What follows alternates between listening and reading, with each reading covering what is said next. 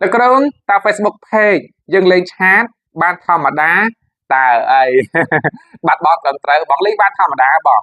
page ក៏លេងឆាតបានដែរអញ្ចឹងហ៎បង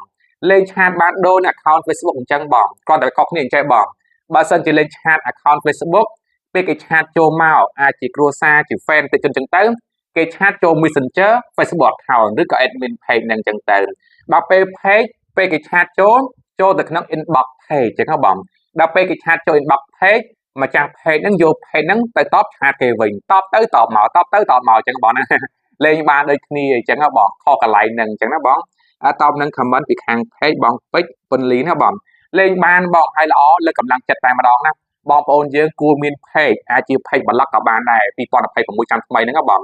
យើងធ្វើ content creator មាតិកាទៅទុករកចំណូលនឹងគេផ្គត់ផ្គង់គ្រួសារល្អលេខ1តែម្ដងណាហើយបងប្អូនយើងដែលមានមុខរបរអាជីវកម្មបើអត់ទាន់មាន page ទេយើងបង្កើត page ថ្មីទៅអានេះគឺល្អណាបងលក់ដូររ៉ូស៊ីបានតែម្ដងណាអរគុណ